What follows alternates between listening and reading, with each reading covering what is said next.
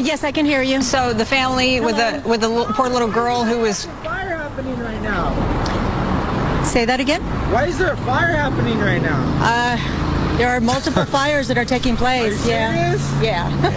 Yeah. You're the news though. You're supposed to know. Well, I don't know how it started. We don't know how it started. There, you know, I think winds. it's all the gay people in LA. Okay, there we go. Okay. We got the... unacceptable. Gina, This has been a 48-hour nightmare for Southern California, the most destructive winter fires to ever hit the city of Los Angeles. And this is the cover of the New York Post. Hell A.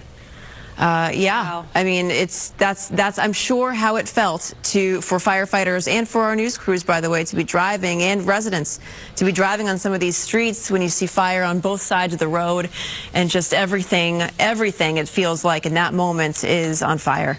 It really does look like that in certain spots too, or it did at least, right? Mm-hmm. This is not a filter. No. It was this orange hue had just taken over. Unbelievable. Here is a perspective that few people have witnessed. Our next guest flew into LAX after his United Airlines flight was rerouted and witnessed an aerial view of these catastrophic fires. Mark Viniello is that passenger, joins us now. Mark, what's going through your mind when you look out your plane window and you see an absolute hellscape below? You don't believe what you're seeing. I mean, how does anything prepare you for that view? I mean, it looked like we were flying over Mordor from Lord of the Rings. I couldn't believe what I was seeing. Yeah, so we said that your flight was rerouted. First of all, where were you supposed to land? And were you aware that these fires were burning when you were on the plane? Or was the first time you learned about them when you were looking down and saw what we're seeing right now, what you recorded?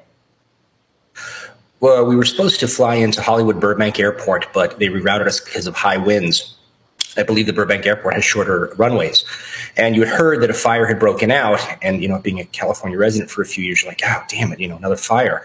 And with the high winds, you know, you think this is not going to be good. But you can't comprehend the impact until you see it. And when I opened my window and just casually looked out, I mean, my jaw hit the floor. And I was like, this is a bad one. This is really bad. And, I'm still just... can't believe what's happening. This is really a really bad one. Go to Stu up in Skyfox right now. Oh, look at this. Let's see what this is. Whole neighborhood. This is what we were. Yeah, we knew this was here, and this is like the first chance that we're actually kind of getting a look at that real devastation. When they keep saying over 1,000 homes burned in the Palisades, this is one of those areas. This neighborhood, I would venture to say, probably 500, maybe more homes out there. As I just get wider and wider, you can see some of the homes still standing, but so many of them just flattened out here. We can bring the map back up here in just a moment, but this is off of Sunset near Alma Real Drive. That's going to be the general area, and that's also part of the downtown area there as well. But take a look at that. This is when you talk about a brush fire and you say, oh, there's some homes that have been destroyed, I never picture anything like this. This is just blocks after blocks after blocks of that neighborhood out here, and you can just see it just goes and goes and goes. And then sometimes there is, you know, oddly enough, there's like a structure standing or maybe a garage standing. But for the most part, I would say every home in this neighborhood flattened due to the Palisades fire. In the meantime, I want to show you this. This is the front page of today's LA Times. Like 1,000 fires. Yeah, I mean, there is no better picture than that. There's no more emblematic picture than that. Just one of absolute terror. You know, across the Southern California, you have at least 5 people dead as a result of these fires. More than 2,000 structures burned, as Stu was showing us, you know, a couple of hours ago. Several congressional Republicans are pointing the finger at Democratic control of California at the state and local level, saying there is major mismanagement across the board. Well, we just heard that from Brian Claypool, and Steve Hilton lives in California as well. Fox News contributor Steve.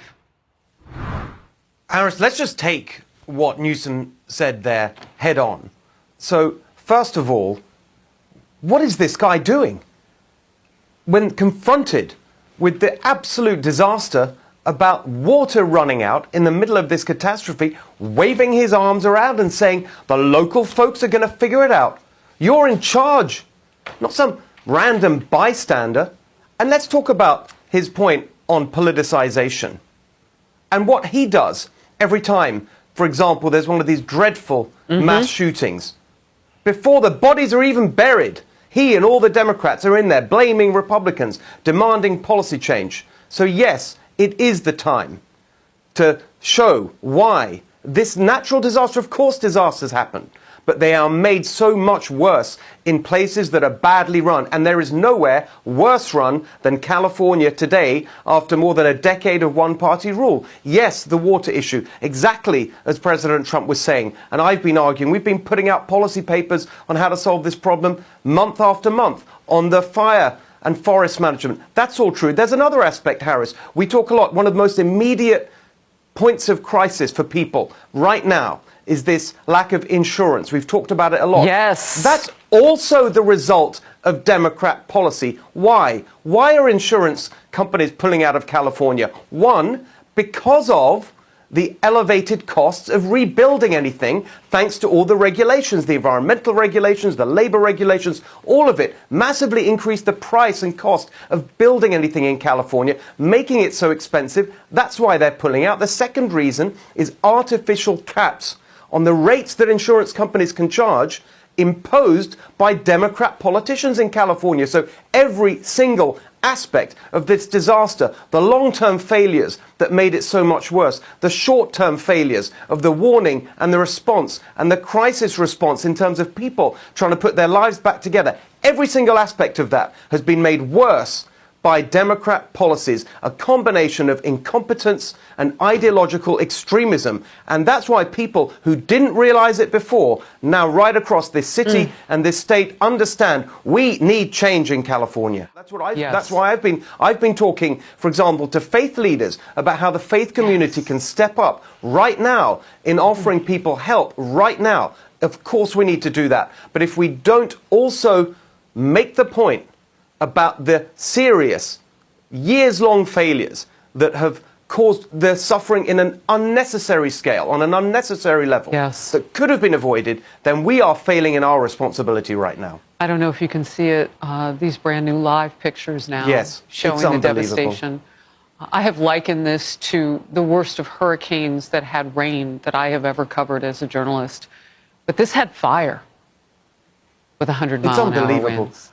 And Harris, can I just make a point? I'm so glad you called for faith. I've got to let you go. We'll come right back after this break. Stay close. Thank you.